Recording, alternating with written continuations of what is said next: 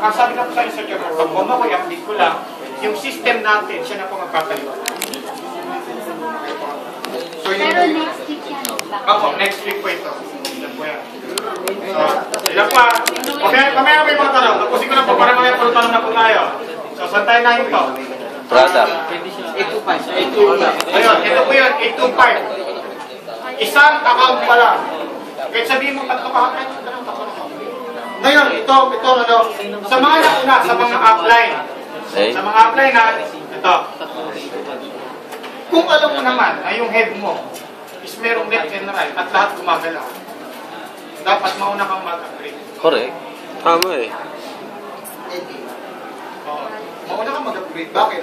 Pag mauli ka nag-upgrade at lahat sila nag-upgrade at lahat sila nag-upgrade, bigla kang nag-upgrade, ang makukuha mo ng pere. Wala kang pere. Correct.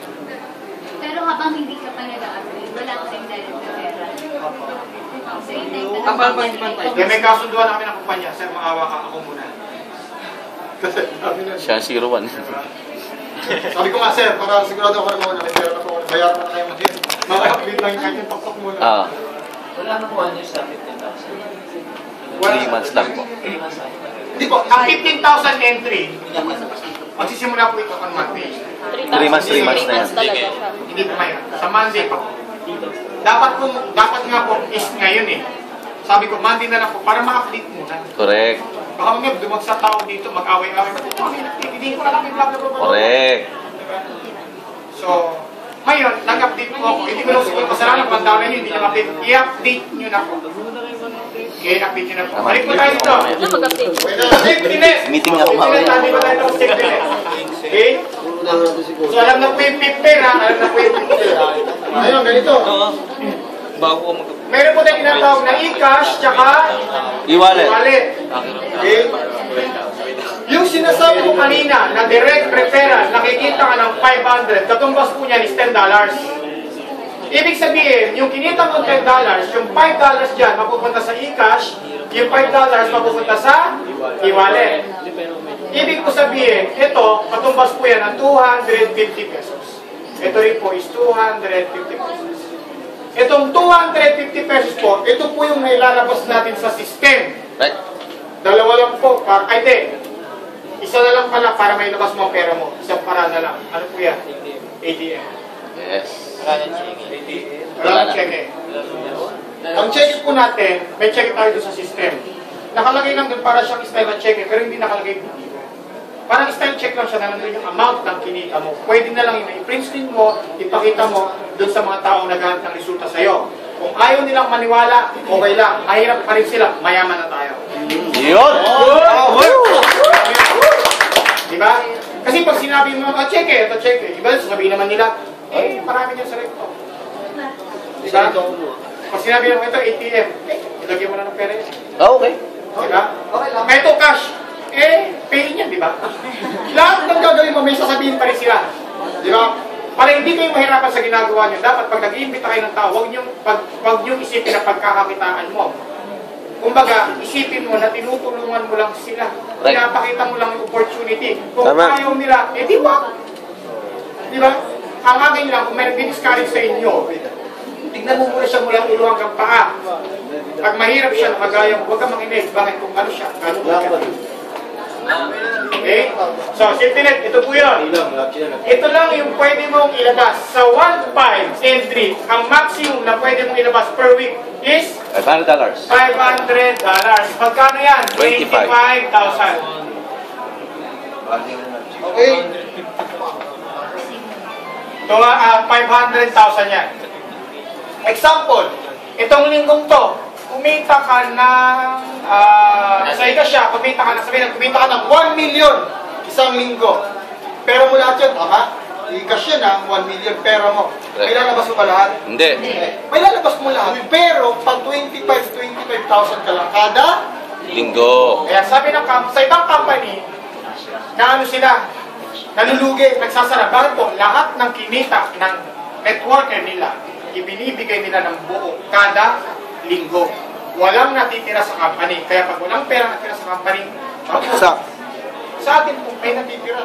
Example po, naglabas ako kunwari ng 1 million, 25 lang na inabas ko, may natira pa sa kumpanya. Marami. Anong gagawin ng perang natira sa kumpanya? Pampaikot. Cash flow, yun ang mahalaga sa kumpanya. May perang umiikot. Tama mali? Tama. Ngayon, ito, ano to? E-wallet. Para saan to? Magiging pera pa ba yan? Magiging pera po ito. Paano po magiging pera yan? Tawag man namin dyan, remit. Okay? Paano yan? Paano naman yung remit? Di ba? Pag ikaw, nagbayad ka ng 1,500, ang gagawin ng company, bibigyan ka ng $35 plus product. Ito ang gagamitin mong pang activate plus code. Pero ngayon po, sa bago natin, wala na tayong dito. Okay? Good. Hindi bibigay. Ngayon, marami kang e-wallet. Ang gagawin mo na lang, yung downline mo, nagbigay sa'yo ng 1,500. Yung 1,000, yan ang ibibigay mo sa company. Pero dahil 1,000 lang ibigay mo sa company, imbis na $35 ibigay sa'yo, $20 na lang.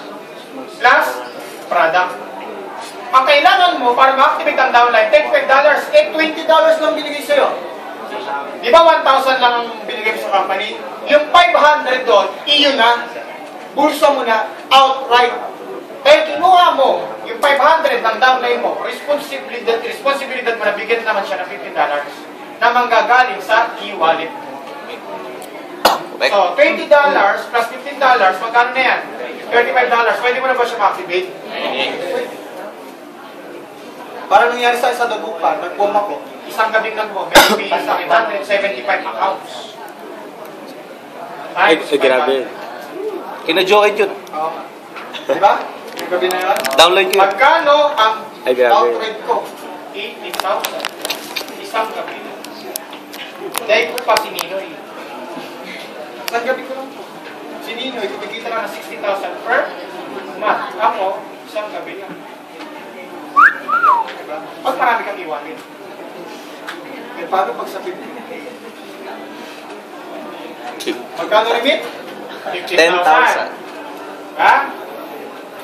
Ibibigay mo lang yung 10,000 sa Kumpanya. bibigyan ka ng company ng $200. Eh? Tapos yung 5,000 sa'yo Pulsa mo na. Tapos yung 150. yung 150. $150 So shoulder mo. papasa mo dito para mabuo yung $350 sa pang-activate. Kahit wala po yung 1,000 mo ito ng araw-araw. Diba? Siya na lang nililimit mo araw-araw. Correct? Sabi ko nga, 10 na lang nabigay sa isang araw. 50,000.